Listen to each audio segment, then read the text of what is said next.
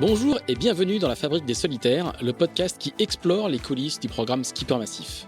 Lancé en 2008, le programme vise à sélectionner un jeune coureur qui a fait ses preuves et à lui confier l'un des 2 bateaux aux couleurs de la Massif sur le circuit Figaro-Beneteau.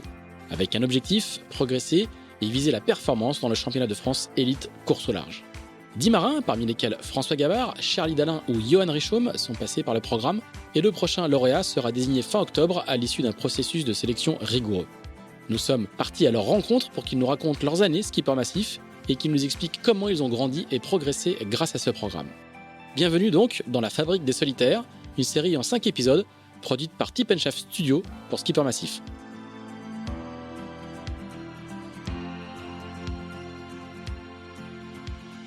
Pour ce 5e épisode de la Fabrique des Solitaires, nous retrouvons les 3 derniers skippers massifs, dont la promo en cours, autour de notre table virtuelle, puisqu'ils sont tous les 3 dans 3 endroits différents.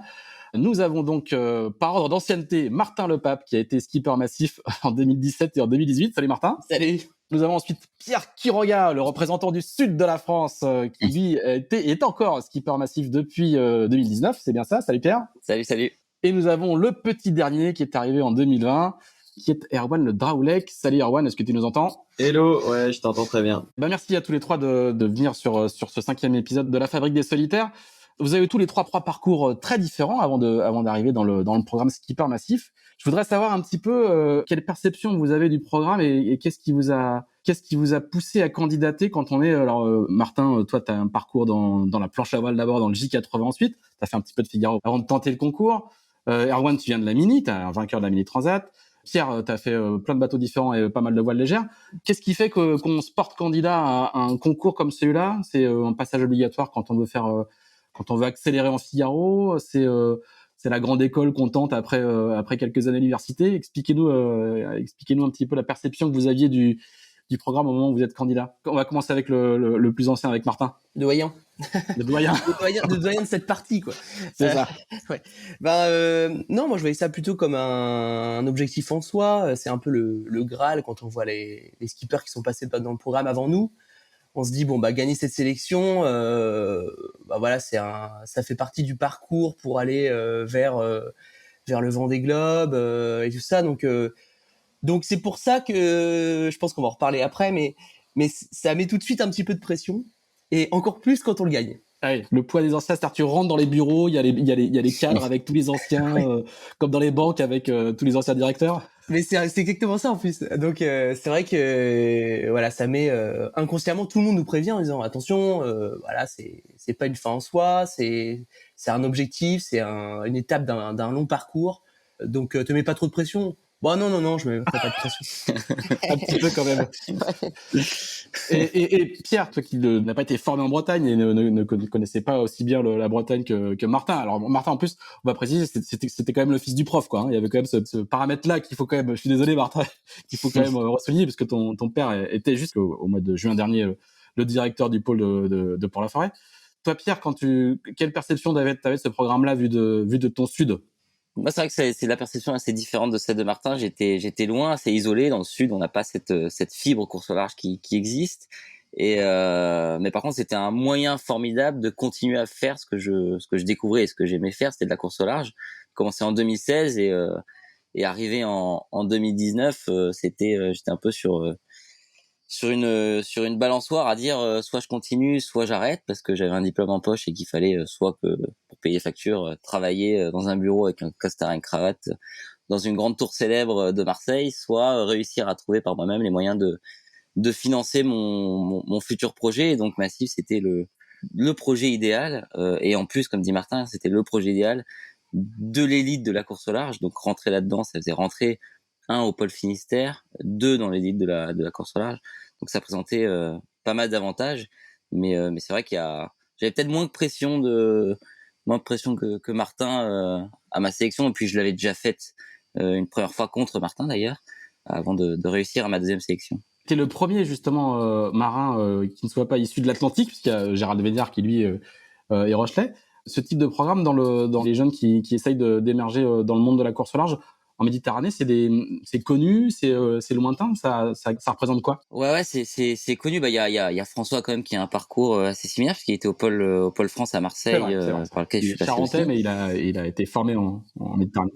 Mais ça paraît, en fait, ça paraît si loin parce que c'est des mecs qu'on voit à la télé, c'est des mecs qui ont des bateaux qui sont sur Vendée Globe, qui ont des grands trimarans. Donc pour les petits navigateurs du Sud qu'on est avec nos dériveurs, c'est vrai que ça nous paraît trop loin. Mais il faut savoir que c'est possible et aujourd'hui il y a de plus en plus de sudistes qui postulent, qui essayent d'y arriver et ça je trouve ça génial. Erwan, toi, c'était déjà un peu plus proche. Je dirais pas qu'il y avait un enchaînement logique, mais bon, quand on a gagné la Mini-Transat en bateau de série, les transitions vers un programme comme celui du Skipper Massif sont un peu plus naturelles, quoi. Ouais, bah, je pense que c'est l'histoire, elle est un peu plus proche de celle de Martin. Moi, c'est vrai que j'avais déjà fait commencé un projet un petit peu Figaro, et par contre, je le faisais un petit peu à la ministre, tu vois, un petit peu sans trop de budget et tout ça. Et c'est vrai que le programme Skipper Massif, il permet d'avoir tous les moyens, en tout cas pour faire le mieux quoi. Donc c'est sûr que c'était quelque chose qui faisait un petit peu rêver. Après, je pense que j'avais moins de pression que les deux autres quand je suis allé faire la sélection, parce que ça a été une année un C'est la petit robe peu. grosse de la jeunesse, hein, les gars. Non, mais en fait, je suis le seul de nous trois, je pense, à avoir fait cette sélection sans avoir déjà performé sur le circuit Figaro. Et je pense que c'était une grosse différence, et c'était la première fois d'ailleurs qui prenait un bisu sur la solitaire l'année dernière. Donc j'ai fait ma première année, ma première solitaire du Figaro sous les couleurs de la Massif. Donc voilà. Et puis c'est vrai que quand je suis allé à cette sélection, je pense que j'y allais pour gagner, mais peut-être pas autant que les autres, parce que forcément, normalement, pour aller à cette sélection, il faut déjà avoir un joli bagage en Figaro, et c'était pas mon cas. Ouais, on va rappeler que c'est plutôt une formation d'accélération que de détection pure. Hein. Et alors du coup, je voudrais savoir aussi un petit peu pour les gens qui nous écoutent et qui voudraient évidemment tenter leur chance, comment ça se prépare aujourd'hui? Alors entre les toutes premières promos en 2008 et maintenant, ça a bien changé. Aujourd'hui, justement, est-ce que ça se prépare beaucoup? Est-ce qu'on s'entraîne beaucoup? Est-ce qu'on met en œuvre des moyens spécifiques pour le préparer? Est-ce que la préparation de la partie terrestre et pas uniquement sportive se prépare beaucoup aussi? Racontez-nous comment le concours se prépare, Martin. En fait, c'est un concours un peu différent de celui de Bretagne CMB, par exemple, que vous connaissez, où là, c'est vraiment un concours pur. Les gens sont assez méconnus en entrant dans l'arène, et à la fin de la semaine, ils sélectionnent des candidats. Alors que là, comme tu le disais, Pierre-Yves, on a déjà normalement fait ses armes sur le circuit Figaro, et c'est un peu c'est un catalyseur de réussite, de performance. Donc du coup, il cherche déjà des profils un peu typiques de massif, c'est-à-dire des gens qui ont un bagage de course au large, qui ont commencé à faire des résultats, et ils veulent les prendre pour qu'ils perfent dans les 3 ans à venir. En fait, c'est 2 ans reconductibles, 1 an le contrat. Donc l'idée, c'est d'avoir des performances au bout de la 3e année. Donc du coup, le concours, il se prépare. Quand on connaît le concours, c'est vrai qu'il y a pour moi, il y a 3 parties. Il y a la partie, même 4, voire il y a la partie nav, mais qui est assez peu présente parce qu'en fait, on n'a que un parcours de nuit pendant la sélection. Donc c'est pas là que ça se joue forcément. Après, il y a des entretiens individuels, et il y a une partie théorique, préparation de navigation. Et pour moi, le plus difficile dans ce format-là, c'est l'oral à la fin de la semaine de sélection. Le grand oral. Voilà, le grand oral devant les gens importants de la Massif, les décideurs en tout cas. Où là, il faut pas se foirer quoi. En gros, voilà, c'est un entretien d'embauche, et voilà, ils ont déjà vu ce qu'on était capable de faire, et là, ça met encore plus la pression. Je sais pas pour vous les deux autres, mais en tout cas, moi, c'était vraiment la partie la plus compliquée. Le reste, rien de ce qu'on fait déjà quand on prépare une étape de solitaire du Figaro, quoi. Et ça se prépare. Le grand oral, tu l'as préparé, Ah bah carrément. Ouais. J'ai plus bossé que mon bac, hein, c'est sûr. Okay. Bah ouais, parce que tu vois, tu te dis bon, il faut faire un truc assez original, en même temps, faut pas se perdre, faut être concis, précis. Voilà, c'est sûr que on est attendu au tournant. Moi, c'était comme Pierre et comme beaucoup d'ailleurs de skippers massifs, je l'ai eu à la 2e sélection. Donc du coup, je savais déjà à quoi m'attendre, et c'est peut-être ça aussi qui fait la différence entre les gens qui gagnent la première fois et les gens qui gagnent la 2e fois. C'est que la 2e fois, tu sais à quoi t'attendre, quoi. Donc du coup, tu peux effectivement mieux le bosser, quoi. C'est comme le concours de médecine, quoi. Tu l'as rarement de la première année, mais t'as pas plus de chance à la deuxième année.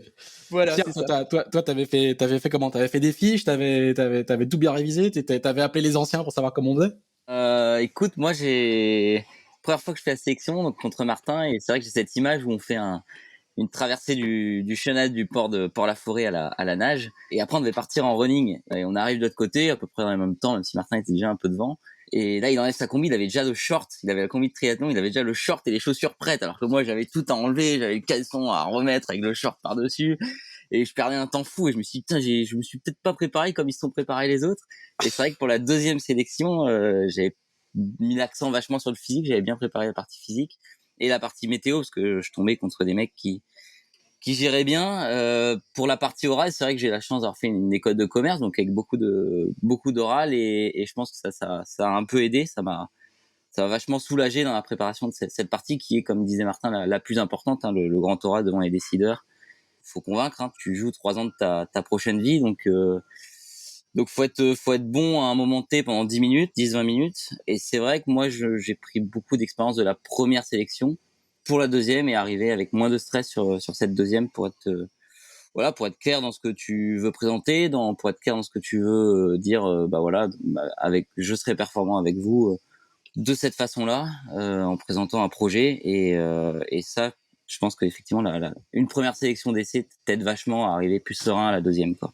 Et toi, Erwan, alors du coup, t'avais préparé un PowerPoint, toute cette partie-là, tu la maîtrisais déjà bien, parce que finalement, quand on est un ministre et un ministre qui a gagné, on a déjà construit un projet, donc on a un peu d'expérience quand même dans cette partie-là, moins dans la partie sportive pure du Figaro, mais dans la partie projet, on est peut-être plus calé. Oui, oui, c'est sûr que je pense que c'est vrai que ça a joué un peu de mon côté d'avoir déjà même pu monter d'abord un projet mini, puis surtout quand même un projet Figaro 3 derrière avec des partenaires qui ont continué de me suivre en Figaro. Donc ça voulait déjà dire que peut-être que je m'en sortais bien avec eux, qu'ils étaient contents s'ils continuaient. Donc c'est sûr que j'avais ce petit atout-là. Par contre, c'est vrai que c'était la première fois. Donc heureusement que j'ai été un petit peu entouré de personnes qui l'avaient déjà fait, qui n'avaient pas gagné, mais qui avaient fait cette sélection. Donc ça m'a permis de préparer le grand oral pas mal en avance. Je sais plus, je crois qu'un mois avant, enfin au moins 3 semaines avant, le truc était terminé. Et voilà, j'avais plus qu'à le réciter dans ma tête une fois tous les 2-3 jours. Voilà, et puis sur l'eau, j'avais aussi la chance donc d'avoir un Figaro 3 sur lequel j'avais couru une partie de la saison d'avant où je m'étais blessé, mais j'avais quand même ce bateau-là, donc ça m'a permis de faire pas mal le format un petit peu de la sélection. Donc nous, c'était plus un parcours de nuit, hein, c'était des petits côtiers ou des bananes. Et voilà, et puis la partie sportive, je me suis pas mis on va dire, enfin voilà, c'était des sports que j'aimais assez bien, donc ça c'est plutôt pas trop mal goupillé, mais c'est sûr que j'avais moins le recul sur tout le reste et finalement l'oral, j'avais misé un peu plus là-dessus parce que de toute façon j'ai pas gagné sur l'eau par exemple pendant la sélection, j'ai gagné aucune manche et voilà donc. Ouais, ce qui veut bien dire que la sélection ne se fait pas que sur le sportif et que, comme vous dites, ce grand oral est assez crucial. Bah oui, c'est sûr que le grand oral est crucial et effectivement tout peut se jouer là, parce que les gars t'écoutent, hein, parce que forcément on essaie de se rattraper quand on s'est un peu loupé sur l'eau et on explique que nous ce qu'on aime c'est le large, pas une banane. Et, et ils écoutent, ils écoutent, ils font confiance et c'est assez différent effectivement de la sélection Crédit Mutuel de Bretagne. Mais moi, je pense que tu vois, une sélection massive, ça sert vachement toutes les épreuves qu'on a pendant une semaine, ça sert vachement à montrer qu'il n'y a pas de trou, quoi. Faut pas forcément montrer que t'es le meilleur partout, mais faut montrer que t'as pas forcément un trou, que ce soit physiquement, que ce soit météorologiquement, stratégiquement ou techniquement à bord du bateau. C'est sûr que si t'échoues le bateau pendant la nave sur une sélection, c'est un peu un carton rouge, quoi. Il faut pas se prendre de carton rouge pendant une semaine et arriver dans les meilleures conditions possibles sur le grand oral. Ouais, finalement, ça ressemble un peu au format, je pense, du Figaro où c'est pas forcément le meilleur, c'est celui qui fait le moins de bêtises, quoi, pendant la semaine, quoi. Alors, Erwan, on va continuer avec toi. À la clé de ce programme, il y a l'entrée au pôle de Port-la-Forêt, ce qui n'est pas rien, c'est quand même un endroit assez sélectif. Toi, justement, qui t'étais entraîné plutôt à Lorient jusque-là, tu ne connaissais pas ce monde de Port-la-Forêt. Comment ça se passe quand on débarque dans ce pôle très célèbre où il y a beaucoup de grands noms, il y a eu toujours énormément de résultats, qui est une vraie machine à produire des champions. Quel souvenir tu gardes de ton arrivée dans ce lieu si particulier pour la voile française et de ton intégration? Ouais, bah c'est vrai que mais j'ai pas complètement débarqué parce que j'avais fait une transat à G2R où je m'étais déjà entraîné dans le pôle sous les couleurs des entreprises de la ville de Concarneau. Puis j'avais fait une petite sélection Crédit Mutuel. Enfin voilà, je voyais un petit peu à quoi ça pouvait ressembler. Effectivement, c'était pas là que je m'étais entraîné toutes mes premières années. C'est hyper intéressant de voir un format différent. C'est complètement différent de ce que j'avais connu par exemple à Lorient. Je pense que les deux sont très bien. En fait, le rêve, ce serait de compléter un peu les deux modes parce que je pense que ça se complète très très bien. Mais c'est sûr que c'est assez impressionnant quand on se retrouve sur son premier entraînement avec une grande voile massif et qu'on se retrouve en entraînement en solitaire contre Yann Eliès. L'année dernière, il y avait Armel Lecléache. Enfin voilà, et que moi, il y a peu de temps, je faisais juste du mini à Lorient. C'est sûr que ça fait un peu bizarre, mais c'est assez impressionnant et ça, même si ça met une pression. Et je pense aussi, bon, on en parlera un peu après. On a un peu une pression sur le dos d'être le petit skipper massif, mais en tout cas, ces gars-là nous tirent vers le haut et c'est ça qui fait la force de ce pôle. C'est vraiment le niveau qu'il y a sur l'eau, quoi. Pierre, même chose, toi, t'arrivais du centre d'entraînement en Méditerranée, le SEM, quand t'as débarqué à Port-Laf. Quel souvenir tu gardes de cette arrivée et puis de toute la formation qui est proposée, parce qu'il n'y a pas que des entraînements sur l'eau, il y a beaucoup de contenu à terre aussi. C'est sûr que j'arrivais de loin. J'arrivais du fin fond du sud de la France, à la Grande Motte, et dans une organisation qui a un centre d'entraînement de haut niveau aussi, hein. Ils ont, oui, complètement. Pour ne parler que récemment, ils viennent de sortir des vice-champions du monde jeunes en Accra 17. C'est une belle machine aussi, très différente, mais c'est une belle machine. Non, c'est sûr que c'est très différent. Je dis, en fait, t'as un pôle qui est un pôle, on va dire, j'ai de la famille, c'est un pôle familial au SEM où on s'entraîne vraiment un peu au bon vouloir et pas forcément de façon très méthodique, mais très efficace. Et je suis arrivé à Port-la-Forêt, et c'est sûr que là, c'était très professionnel. J'ai rencontré un monde professionnel et l'aspect professionnel de ce métier qui est skipper. Et donc ça fait un choc, hein, ça fait beaucoup de changements. Moi, pour ma première année, ça a fait beaucoup de changements, un gros sponsor, une grosse machine d'entraînement, beaucoup de monde sur l'eau, beaucoup de monde qui s'entraîne énormément et qui sont très forts. Donc de la concurrence, il fallait, ça te met une pression en plus, comme disait Erwan, quand t'as massif, t'as envie d'être dans les 5 à toutes les boues au vent. Et donc t'as de la pression tout le temps, et c'est sûr que ça fait, pour une première année, c'est pas facile à gérer.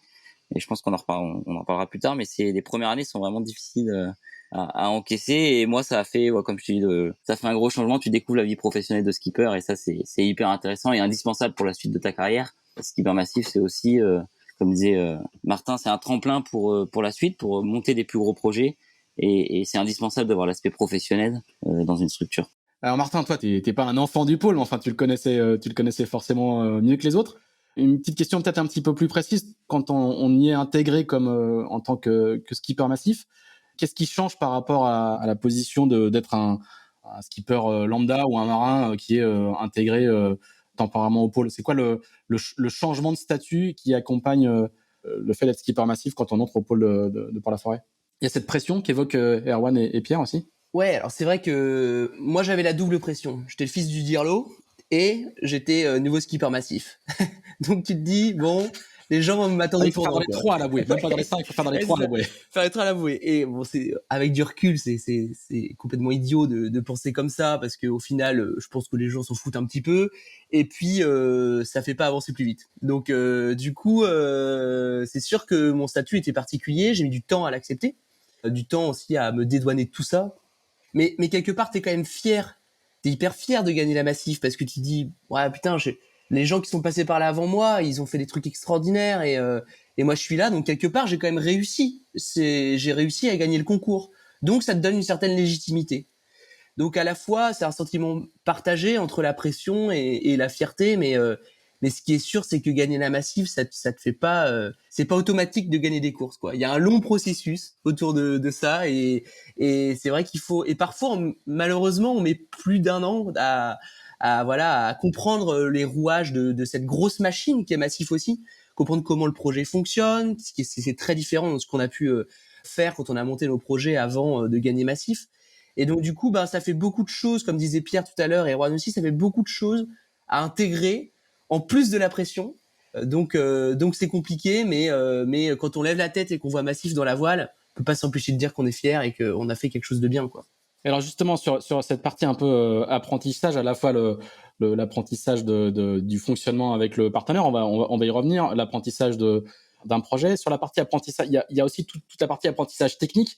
Quand vous arrivez au pôle, vous êtes, même si vous savez déjà bien naviguer et si vous savez aller vite sur l'eau, dans quelle partie vous progressez le plus vite? Pour chacun d'entre vous, qu'est-ce qui vous a surpris, qu'est-ce qui vous a fait dire dans les premiers mois tout de suite, voilà, ça va quand même beaucoup mieux qu'avant. Dans quel compartiment on progresse le plus vite quand on rentre dans cette machine et dans le pôle? On va continuer avec toi, Martin. Alors, rentrer dans le pôle, moi j'étais déjà avant de gagner Massif, donc là rien de nouveau. Et puis comme tu disais, je suis un peu un enfant du pôle, donc tout ce qui est rigueur, professionnalisme de la course au large, bon, j'étais un peu biberonné à ça, donc c'est rien de nouveau pour ça. Mais par contre, ce qui est bien avec Massif, c'est que tu te concentres que sur le sportif. Tu oublies tout ce qui est gestion de ton entreprise, de la recherche de sponsors, et t'es au service de la performance. Donc du coup, t'as tout ce qu'il faut financièrement, les ressources humaines qui vont autour pour parfait. Donc quelque part, tu te dis ah bah ouais, bah là je vais pas mettre ma chemise pour aller chercher les 200 € qui me manquent pour acheter une carte raster. Je vais comment faire de l'analyse de la perf et modifier mes polaires de vitesse pour la prochaine course. Donc c'est ça qui est vraiment le catalyseur, c'est que c'est au service de la perf pendant 3 ans, quoi. Et Pierre, du coup, c'est ça qui génère de la pression? C'est que du coup, t'as tellement de moyens ou t'es tellement débarrassé du reste que du coup, t'es un peu obligé d'y arriver? Suivant le caractère de chaque skipper, ça diffère. Mais tu vois, par exemple, pour mon cas personnel, c'est sûr que j'avais un projet un peu galère, comme on les appelle en Figaro 2 avant, avec très peu de moyens. Et donc, je me concentrais pas sur les autres. Et là, en fait, t'as tellement de moyens techniques pour regarder ce que font les autres, pour développer du matériel, pour etc., que t'en viens à te remettre tout en question et à te dire finalement les autres ont toujours raison. À Yann Eliès, c'est toujours mieux réglé. Armel Lecléache a toujours la meilleure stratégie. Donc tu veux copier les autres et tu te perds complètement. Tu oublies que toi t'as été bon et que toi t'as été sélectionné parce que tu naviguais d'une telle ou telle façon et tu réglais d'une telle ou telle façon. Et c'est vrai que cette abondance de moyens entre guillemets quand tu intègres Skipper Massif peut t'amener un petit peu à perdre ta personnalité en tant que marin, quoi. Donc moi, c'est ce qui m'a perturbé, mais en fait, c'est aussi ce qui m'a fait progresser. C'est qu'à la 2e et 3e année, donc en ce moment, j'ai su prendre vachement de recul, et ça, je pense que c'est important, de la maturité et du recul, pour enfin commencer à exploiter tout cet aspect moyen technique que te propose le programme. Donc ça met du temps. Au début, ça m'a clairement perdu. Et puis au bout d'un moment, tu te transformes en force, mais ça met du temps et ça prend un peu d'énergie à transformer ça. Donc on a d'autres soucis, quoi. C'est pas les mêmes soucis que sur un petit projet. Il y a d'autres soucis. Erwan, toi, tu as ressenti aussi un petit peu cette première année où il y a tellement de changements que par rapport au statut précédent que parfois ça peut être un peu compliqué à gérer?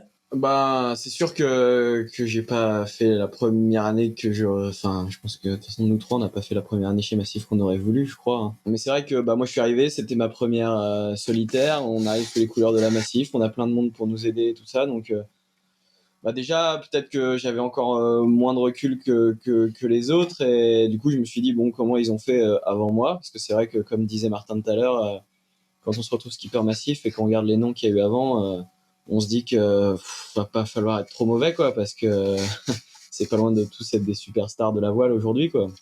Donc on se dit bon, on va faire le mode Massif à fond, donc on se retrouve à faire effectivement que du sportif, mais on a presque trop, enfin, quelqu'un comme moi, j'avais presque trop de temps pour faire du sportif, et finalement, du coup, je suis allé chercher des détails et des choses comme ça que je pense qu'il faut pas aller chercher pour sa première solitaire du Figaro.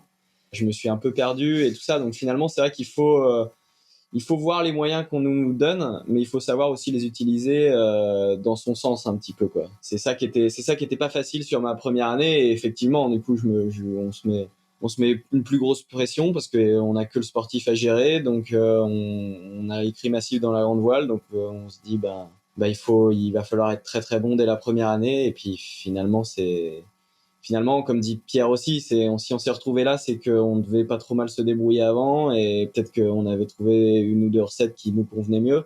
Et c'est vrai que c'est aussi ce que j'essaie de retrouver sur cette 2e année, et je pense que c'est sûr que ça a été une première année. On va dire que c'est génial, hein, on peut pas, je vais pas critiquer parce que c'est. Mais c'est ce que j'allais dire. Vous allez effrayer non, vous mais allez effrayer on parle, les futurs candidats. Il y a la pression, la première année difficile. Non, on parle que de sportifs. C'est une première année géniale parce que je pense que moi c'était la première fois que je gagnais ma vie en faisant de la course au large.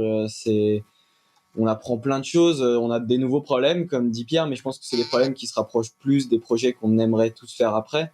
Finalement, ça devient à gérer un petit peu des personnes qui travaillent avec nous. Voilà, tout change. On n'a plus besoin de chercher dessous, mais on a plein de nouveaux problèmes, mais on a aussi plein de trucs géniaux. Enfin, on apprend plein de choses. On est entouré de personnes forcément assez pointues. Le projet est basé chez Mère Concept quand même, donc quand on a une question et qu'on la pose à ces personnes-là, on a souvent une réponse presque trop bien. Ou alors on ressort avec trop de Qui nous questions. pose des nouveaux Qui problèmes. nous pose du coup des nouveaux problèmes, exactement. Mais voilà, c'est une source d'apprentissage. Et ce que j'ai retenu de ma première année, c'est vrai que sportivement, ça n'a pas du tout été ce que j'aurais voulu que ce soit. Mais je pense que c'est la première année de Figaro, c'est la première année Massif, c'est presque normal. Mais humainement et même, on va dire, en termes de voile, j'ai appris énormément de choses et je suis retourné naviguer un petit peu sur d'autres supports après la solitaire l'année dernière et je me suis vraiment senti hyper à l'aise, beaucoup plus à l'aise qu'avant de venir faire cette année chez Massif. Donc c'est sûr qu'on y apprend énormément de choses pour un futur projet voile ou même pour l'actuel projet voile. On pourrait pas avoir ce problème, mais c'est vrai on est accueilli par l'entreprise où il y a le plus de compétences nautiques au monde, Merconcept. Et c'est vrai qu'on a tellement de ressources qu'à un moment donné, Erwan et moi en plus, enfin moi plus trop, mais on est relativement jeunes et moins matures que peut-être les anciens skippers massifs. Et c'est vrai que quand on te propose tellement de solutions, tellement de questionnements sur toi-même, enfin je prends un mec génial comme Seb Cole qui te remet en question en permanence et c'est vrai qu'à un moment donné ça en devient presque compliqué parce que t'as plus confiance en toi quoi. C'est des problèmes de riches au final. Exactement, j'osais pas le dire mais c'est un peu ça, mais c'est de la performance, on est sur un sport technologique donc la performance passe aussi par l'aspect financier. Évidemment. Martin, une petite question sur la gestion de projet parce que vous avez tous les trois dit que vous pouviez vous concentrer sur le sportif. Il y a plus de problème budgétaire, mais il y a quand même encore de la gestion de projet. C'est quand même encore vous qui faites le programme sportif. Vous avez un budget à gérer, j'imagine. C'est pas pas un compte sur lequel on peut tirer comme vous voulez. Il y a encore de la gestion de projet quand on est skipper massif. Ouais, il y a encore de la gestion de projet, mais c'est pas tout à fait pareil parce que il y a une personne dédiée pour chaque partie de la gestion de projet. Nous, en fait, on est conducteur en fait du projet. Simplement, on dit ça, j'aimerais bien faire ça comme ça. Est-ce que tu peux gérer ça? Et honnêtement, c'est ça qui est super, hein, c'est que il y a tellement de personnes qui gravitent autour de ce projet-là que finalement, nous, si on veut, on peut venir sur le bateau le matin de la course et partir. Je dis pas que c'est la bonne formule, mais je dis que c'est quand même c'est en quittant Massif parce que je suis le seul de nous trois à avoir quitté le programme qu'on se rend compte de la chance qu'on avait d'être là, quoi. Vraiment, c'est pareil, on nous le dit un petit peu en disant profites-en quand t'es Massif parce que franchement c'est génial. Oui, c'est sûr que c'est un programme extraordinaire qui doit durer parce que ça forme des jeunes, c'est une chance inouïe de passer par cette filière-là. C'est vrai qu'on parle un peu que du négatif, de la pression, parce que je pense que c'est ce qui nous a le plus marqué dans notre cursus massif. Mais c'est quand même génial, quoi. C'est une chance qu'il faut saisir. Franchement, c'est une opportunité qu'il faut aller chercher, quoi. Erwan et Pierre, sur cette partie gestion de projet, est-ce que vous pouvez nous raconter un petit peu rapidement comment vous êtes organisé concrètement? Parce qu'en plus, faut le souligner, c'est un projet à 2 bateaux et à 2 skippers. Donc on est un peu, sans faire de parallèle trop osé, on est un peu comme une écurie de F1 où il y a 2 pilotes qui doivent s'entraîner ensemble, vivre ensemble sur les courses, partager les ressources et après se mettre sur la gueule pour être un peu vulgaire pendant la course, quoi. Ouais, on compare souvent ça à la F1 avec Erwan pour s'amuser avec nos deux préparateurs, Julien et Gauthier. Si, il y a quand même un peu de, comme tu disais, une part de gestion de projet. Souvent, elle est sur la fin d'année N-1, donc entre novembre et décembre de l'année qui précède la saison, on prépare nous-mêmes et on présente un budget performance à un comité de direction de la Massif qui est accepté ou non ou revu, comme ça a pu être le cas. C'est pas full budget et illimité partout. Tout est réfléchi, on présente comme je disais, un budget performance avec le maximum de matériel qu'on a besoin pour développer, pour tester, pour être performant au cours de l'année. Mais tout est justifié. C'est pas all-in et ça paraît complètement normal. Tout est à justifier et tout est surveillé. Et mais ça représente, on y bosse un peu quand même. Ça représente quand même un petit peu de boulot avant la saison et puis après, comme dit Martin, au cours de la saison, après on est vachement assisté sur le suivi du budget. Donc là on a beaucoup moins de travail, mais voilà. Je sais pas, Erwan, comment tu vois le truc, Non, bah c'est sûr que toi qui est arrivé plus dernièrement. non, mais encore une fois, c'est très différent et c'est là où Massif, c'est encore une fois génial parce que en fait, on passe du projet où finalement, quand on va un petit peu chercher des sous, on cherche juste le minimum pour réussir à le faire. Enfin, finalement, c'était en tout cas dans les projets qu'on avait nous avant, au moins avec Pierre et Martin, je crois que c'était un petit peu pareil aussi. Et voilà, on essaie juste de trouver de quoi faire une saison de Figaro, on en rêve et tout ça. Et là, je pense qu'on passe au stade où en fait, on gère un vrai projet performant, quoi. Il nous donne la chance de gérer un projet performance, donc comme dit Pierre, c'est pas all inclusive et illimité. Mais par contre, on a le droit d'espérer plus de choses, on va dire, pour le sportif. Et si on justifie, on aura on aura l'accompagnement, que ce soit financier ou humain ou technique pour y aller. Et du coup, c'est une gestion complètement différente. Et je pense que c'est une super formation pour des projets plus gros après. Mais voilà, c'est sûr que c'est quand même hyper intéressant. Et finalement, ça nous montre que gérer un gros projet, c'est pas si simple, mais c'est un super apprentissage, c'est sûr. Messieurs, dernière question. On va recommencer avec Martin. Quand on devient un skipper massif, forcément, il y a un éclairage médiatique un petit peu nouveau, parce qu'on est censé jouer les premiers rôles, ou en tout cas parmi les premiers rôles sur les courses. Et pour beaucoup d'entre vous, vous découvrez un petit peu ça, cette partie communication, en tout cas l'importance de la communication. Vous devenez ambassadeur d'une marque, pour être hyper concret, ce qui est probablement moins le cas quand on a des projets un peu plus juniors au début. Martin, toi, comment t'as vécu un petit peu cette nouvelle compétence qu'il fallait acquérir et ce côté justement ambassadeur de la marque, bien répondre aux journalistes, arriver à générer un peu de médias. Comment t'as découvert? Est-ce que t'as apprécié cette partie-là du projet? Ouais, j'ai apprécié. C'est vrai que c'est quelque chose de nouveau parce que encore une fois, c'est une grosse machine, donc on est assez sollicité par la Massif et par les médias quand on arrive à faire des résultats. Et c'est vrai que là encore, il faut pas faire d'erreur même quand on prend la parole à la fin de l'année au salon nautique avec devant tous les gens de la Massif à Paris au siège. Ouais, on se dit bon bah là, faut pas que je fasse de boulettes quand même parce que les gens me regardent encore une fois.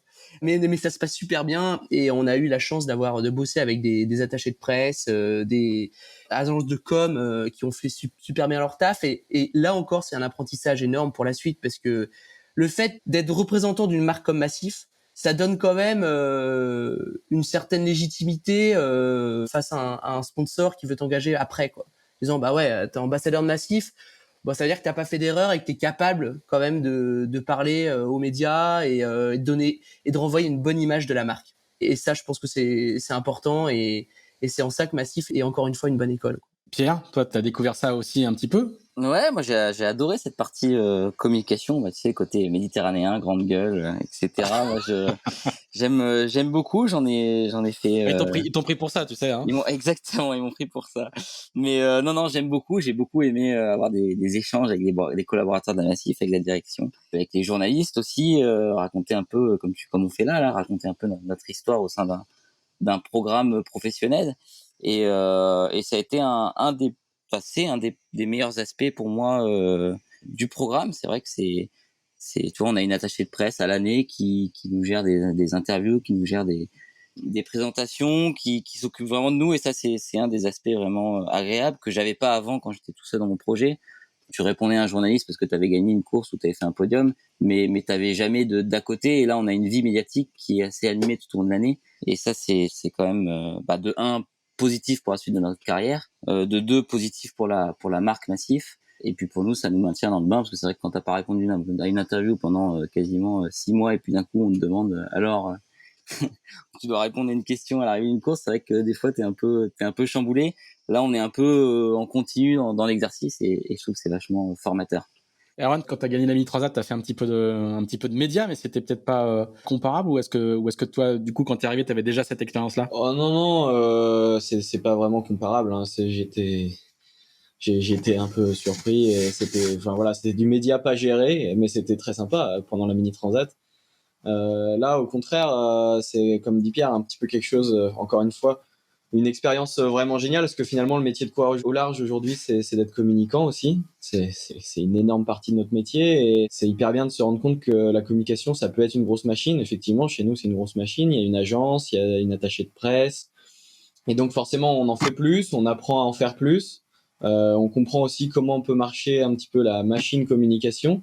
Et ça, encore une fois, pour les projets futurs, comme disait Martin, c'est vraiment génial parce qu'on a été sous les couleurs de la Massif et on a communiqué pour la Massif pendant 2 ou 3 ans. Donc voilà, on sait un petit peu de quoi on parle quand on parle de communication. On sait un petit peu qui appeler.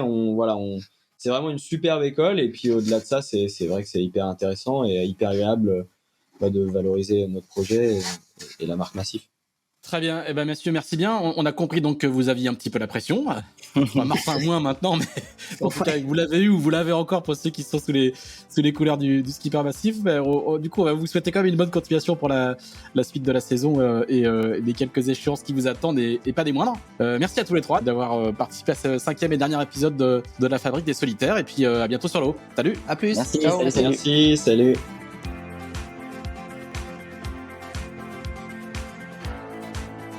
Merci d'avoir écouté cet épisode de la Fabrique des Solitaires dans les coulisses du programme Skipper Massif.